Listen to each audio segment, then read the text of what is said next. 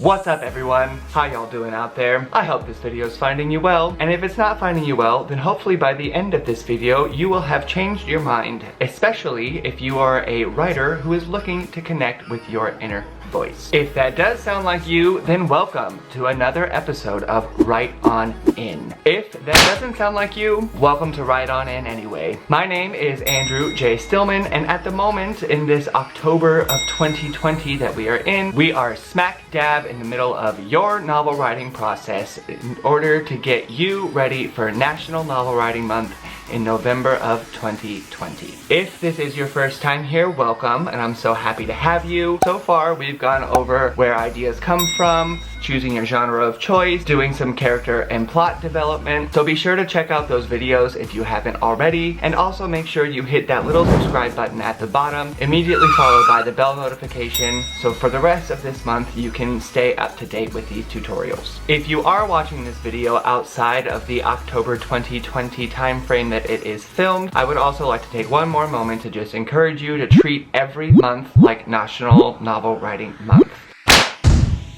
Just because November is the time when we all come together to do it doesn't mean that if you're in, say, April, you can't do it then as well. But for today, get ready to start tackling those tropes and finding out ways to connect with your inner voice. By the end of this video, hopefully you'll have a better grasp on what that voice is, and if you already have developed a relationship with your voice, hopefully it just strengthens because of this. Here's to hoping, but we won't know until we try, so without further ado, let's get right on in.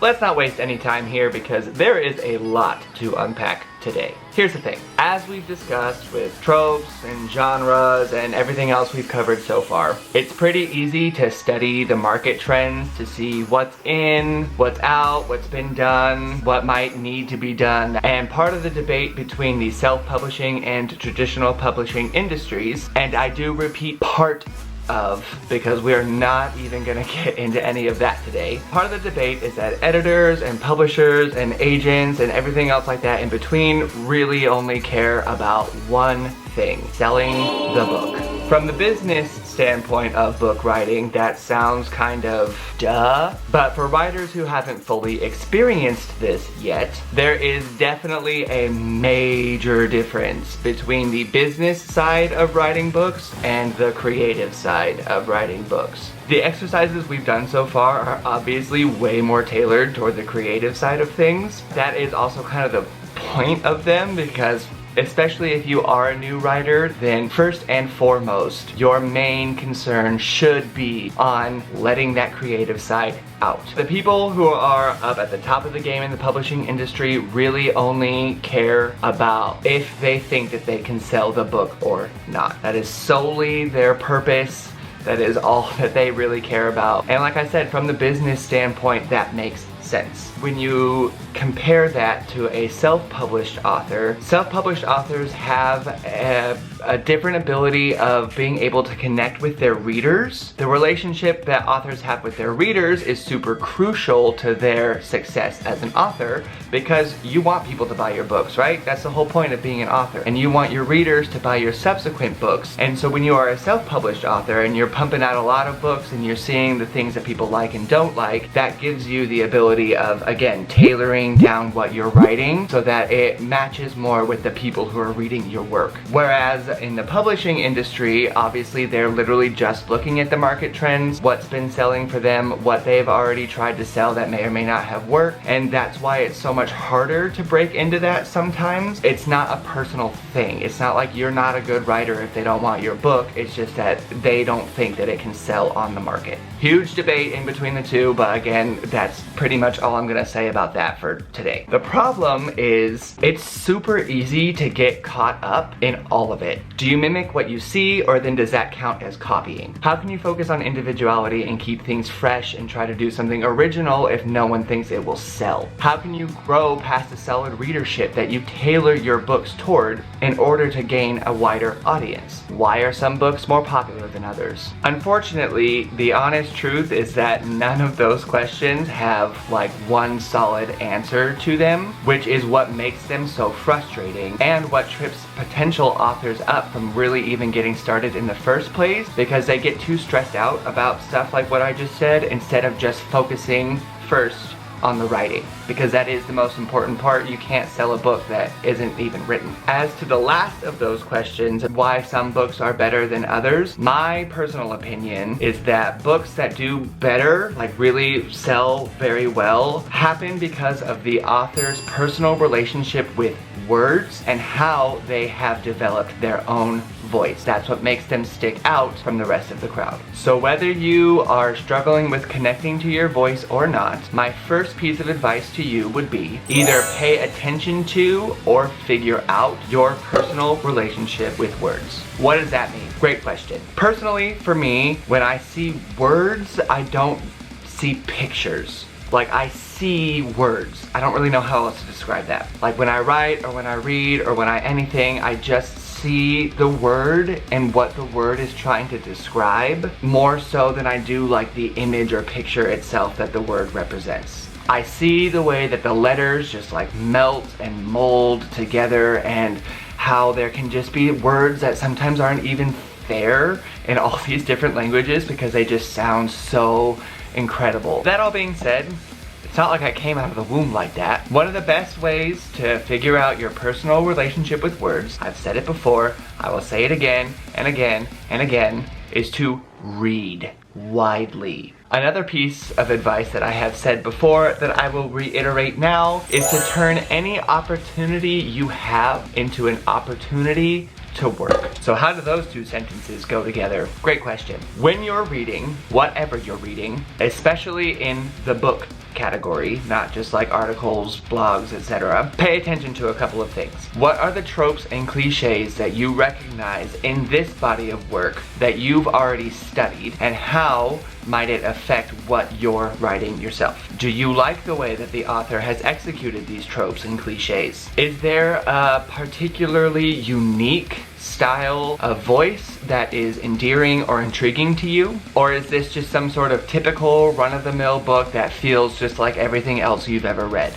Would you read it again? Why or why not? What are some of the things that you do and don't like about the way this book has been written? Are the things that you don't like simply things that you recognize that you don't like from your own writing style? Can you take both the things that you like and dislike from this book to help strengthen your own? And yes, I do mean to consistently ask these questions while you're reading with everything that you're reading. It does sound like kind of a lot at first. It is a little overwhelming to think about all these questions that you have to like ask and ask, but honestly over time it doesn't take very long. It clicks and you can't not read a book without thinking stuff like that. And it doesn't have to be some sort of like crazy intense analysis like that either. It's just like a training method to start recognizing that kind of stuff. Especially figuring out what you don't like. If you're looking at like, oh, this kind of trope is selling really well, but I don't really like that. I feel like that's what can help you really narrow down your own voice, because you're taking things that you do like and that you don't like, and that's how you're narrowing down the way that you want to approach writing your own story. My next tip actually is a little bit like I'm kind of repeating something I've already said in this video. Look at words like pictures. What does that mean? I couldn't find this example online, so I'm not 100% sure. It might have been like one of those random in-person kind of things. I don't really know, so I'm just gonna repeat it from what I remember of it. So up here, right now, there's gonna be this little pop-up. There's gonna be 2 squares and 3 rectangles. I'm gonna give you a minute. Do you see a word? If you saw the word apple, great job. That's exactly what I mean. When your eyes looked into these shapes, they automatically implemented the letters that you knew should be there for you. Perhaps you didn't see the word apple until I told you just now, which is also completely fine. Hopefully after this explanation, you do see that it looks like it says apple. And that is just what I'm talking about as far as looking at words like pictures. It's almost like a bit of a reverse psychology type of thing where You know, they say that a picture is worth 1,000 words, but in this case, it's almost more like 1,000 words make up one picture. Like, think of all of the pictures that you can paint with one word. And then think about everything you can do when you start to string all of these words together. Apple is just the easiest example that can be used without any real context. Instead of examining the individual letters inside of the words, just see the picture in the word itself. Another example, the word bed. It looks like one. The B is the headboard, the E is the mattress, and the D would be an endboard. Look at words like pictures. This will also help with your reading speed. Your eyes are gonna start to just glance at the words and register the shapes as opposed to just the individual letters. My next piece of advice on connecting with your inner voice is to stop worrying about the opinions of other people. And I'm talking to you, Andrew J. Stillman, because you know that you're just as guilty as everyone else you're talking to right now. Even with these videos, I swear I get so worried about the opinions of other people. And sometimes I let that fear stop me from trying things because I'm just too scared to like put myself out there. So, advice for both of us: stop caring what other people think. This is an especially important thought to have while you're writing the first draft of your novel. Worrying about what other people think about it before you even put any effort into it is just gonna deter you from starting. I personally suffer from this whole, wow, this is the best thing ever kind of idea when I first start writing out something, and then I'll write it out, and by the end I'm just like, oh my gosh, no one's ever gonna wanna read this. This is the worst thing in the entire world, and it just turns into this like self-deprecating, don't do that to yourself, Andrew Stillman. I honestly give this advice more to new writers than anybody. I think that anyone out there who has ever completed a full first draft of a manuscript already knows exactly what I'm talking about. And honestly, there are a lot of really talented writers out there who are just too scared to even let themselves start. They are the people that these videos are really more geared toward. Even if you are kind of like me and you're just too afraid to really put yourself out there, or you are really afraid of what people think, my hope would be that even more like me, it still doesn't deter you from writing. Because I might not know what to do with my 8, now 9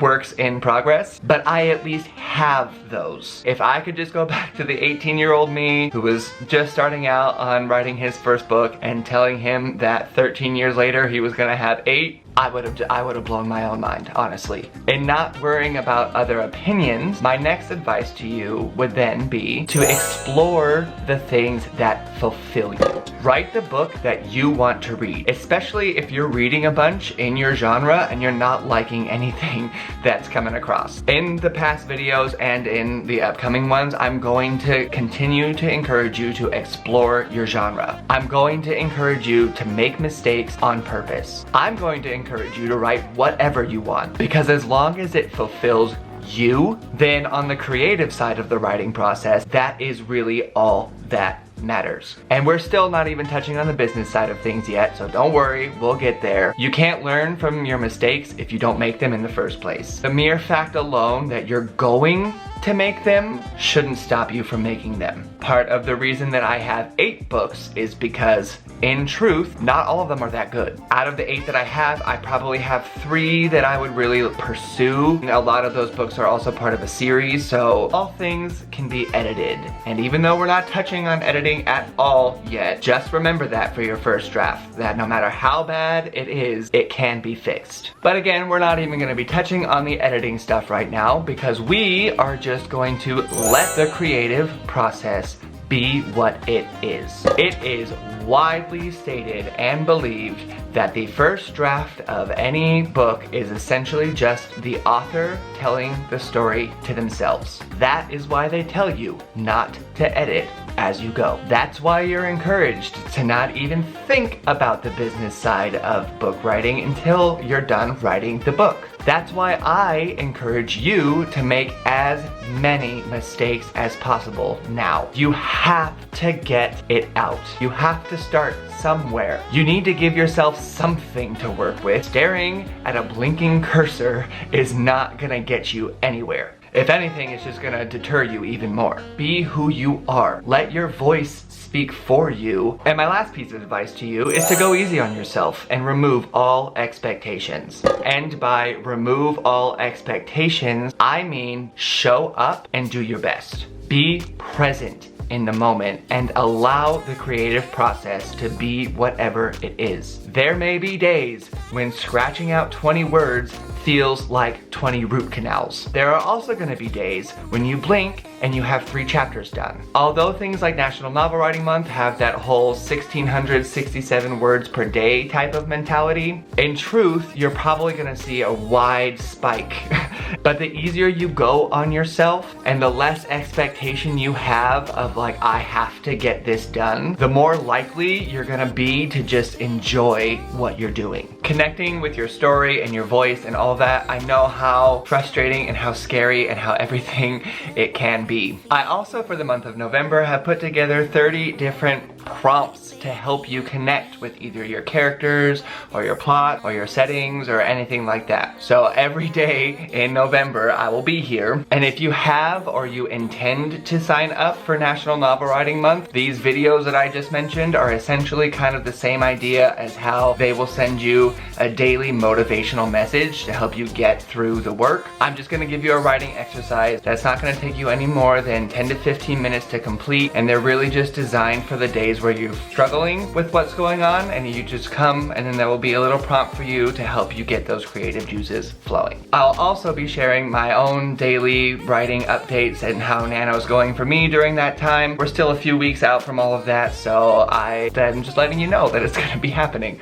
They're not gonna be crazy huge long videos either, not like what I've been doing over this last like couple of weeks especially, just very like 3 to 5 minutes, here's the prompt, here's what to do with it, here's how I'm going, good luck, see you tomorrow kind of stuff. But as for today, I think that is all I currently have on ways of at least beginning to connect with your inner voice. I sincerely think that this is one of the most important and vital things that you can do as a writer. And this Thursday, we are going to be discussing setting development. So I hope by this point you are gearing up because we are about ready to launch. As always, please share with me your work in the comments and what you've got going on so far and any questions you may have before we dive in to NaNo. Perhaps you'll even find yourself a writing buddy or a critique partner or a friend, you never know. And again, if you have not seen any of the other videos for this National Novel Writing prep that we're doing, just check out the novel writing playlist over on my channel. And again, while you're over in that description box, you might as well hit that little subscribe button,